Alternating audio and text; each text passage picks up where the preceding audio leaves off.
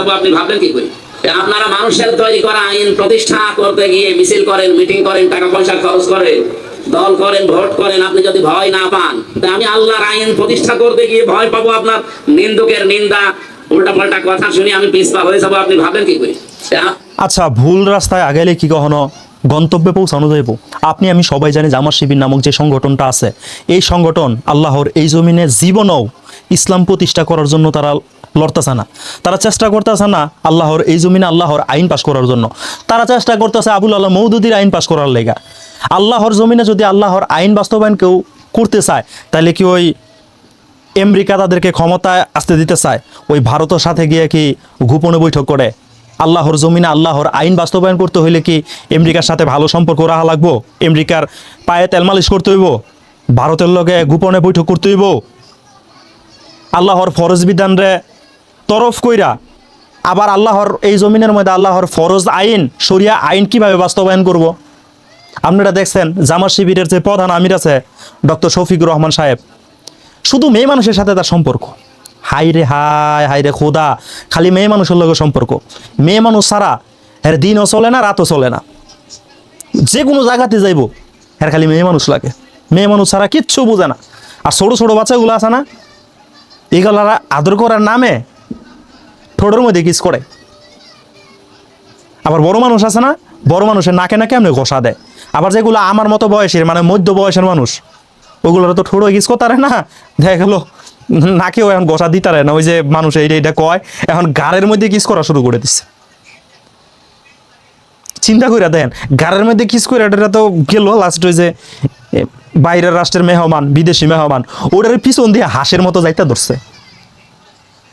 এখন কথা ওইটা না, কথা হইলো আল্লাহর ফরজ বিধান তরফ কইরা, আল্লাহর ফরজ বিধানটা জবাই কইরা আল্লাহর এই জমিনে কি আবারও ফরজ বিধান, শরিয়া বিধান, ফরজ আইন বাস্তবায়ন করা সম্ভব? 100টা ফরজ বিধানরে এরা তরফ করে দিতেছে, এগুলো মানতেছে না। আর একটা শরিয়া আইন বাস্তবায়ন করার লেগে এরা এই কথা কইতেছে। আর আপনি আমি কিভাবে বিশ্বাস করবো কোন যে এরা শরিয়া আইন বাস্তবায়ন করতে চায়? আমার কাছে তো মনে হয় জীবনে এরা শরিয়া আইন বাস্তবায়ন করতে চায় না। এগর রাস্তাটাই হয়েছে ভুল, মানুষের মস্তিষ্কের মধ্যে ভুলভাল কথা ঢুকাই দিছে। আপনি বিশ্বাস করবেন এটা সত্যি কথাই, তার মধ্যে ভুলভাল কথা ঢুকাই দিছে। সাধারণ মানুষ আমরা সবাই তো ইসলামকে ভালোবাসি, ইসলামের কিছু কথাবার্তা কইছে, কই এরা মনে করেন যে হ্যাগর দলের মধ্যে ঢুকাই লইছে কৌশল মৌসুল করে, যে আমগর দলের মধ্যে ঢুকলে তোমরা যারে যেভাবে মন চাই এইভাবে বকাবাদ্য দিতার বা স্ক্রিনে উঠাইয়া আলেমুল আমরা যা মন চায় তা গুইতার বা কোনো সমস্যা নাই। যত বেশি বকাবাদ্য দিতার বা যত বেশি বিভ্রান্ত তৈরি করতার বা যত বেশি উল্টাপাল্টা কথা হইতার বা তোমরা তত বেশি জামাত শিবিরের হক আদায় করতার বা। এই কারণেই তো জামাত শিবিরের কর্মীগুলা দেখেন কি পরিমাণে মিথ্যাচার করে, কত মিথ্যাচার করে। এই ভিডিওতে কি রেফারেন্স দেখার লাগবো? আমির হামজার কথাটার মধ্যে কি বোঝা গেছে না? এরা বলে চাইছিল আল্লাহর এই জমিনে আল্লাহর আইন বাস্তবায়ন করতে। আল্লাহর আইন যদি এই জমিনের মধ্যে বাস্তবায়ন করতেই চাইতো, হেরা করতেই যদি চাইতো আল্লাহর এই জমিনে আল্লাহর আইন বাস্তবায়ন, তাহলে কি কইতো যে আমরা যদি ক্ষমতা যাইতে পারি চলমান আইন অনুযায়ী রাষ্ট্র পরিচালনা করবো। হ্যাগর দল থেকে হ্যাগর দলের কর্মীরা কইতেছে আমরার আমির সাহেব কি বলছে? আরে ভাই, তোমার আমির সাহেব বলতে হইব কি লেগা? তোমার সংগঠনের যে বড় বড় আকাবির গুলো আছে, যেগুলা আকাবির কইলে ভুল হইব, তোমরা তো আবার ইসলামিক দল না। মানে তোমার সংগঠনের বড় বড় পদে যারা আছে, দায়িত্ব পালন করতেছে, হেরা কইছে তোমরা শুনো নাই? একটা বৌদ্ধ ভদ্র মহিলা যে বলছিল, এটা শুনো নাই? তোমরা শুনবা কেমনে? যেমন ওই যে দাজ্জালের বলে চোখ থাকবো একটা, পরকালের চোখ তো হের করস দিয়া বন্ধ করা থাকবো। তুমগরও চোখ মনে করে একটা, পরকালের চোখটা তুমগরও করস লেগে গেছে, যে কারণে ভালো খারাপ তোমরা বুঝতে পারো না। তোমরা দুনিয়াটা ভালো বুঝছো, যে কারণে মনে করো খালি বিভ্রান্ত তৈরি করতেছো, মিথ্যা প্রচার করতেছো।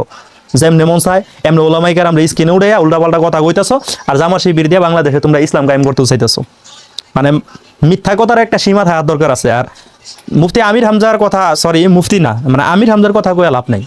এত এমনি মাথায় প্রবলেম। ওই যে রিমান্ডে গেছিল, এক সংগঠনেরই তো বক্তারা কইছে রিমান্ডে গেছিল, রিমান্ড খাইতে আয়া পরের থেকে মাথায় সমস্যা দেখা দিছে, যে কারণে উল্টাপাল্টা কথা কয়। যাই হোক, অনেক কথাই কইতে পারে হেরা, এগোর সব কথাই যে আমার মানতে হইব, বিশ্বাস করতে হইব, এটা তো কোনো কথা নাই। আপনারা কি কন?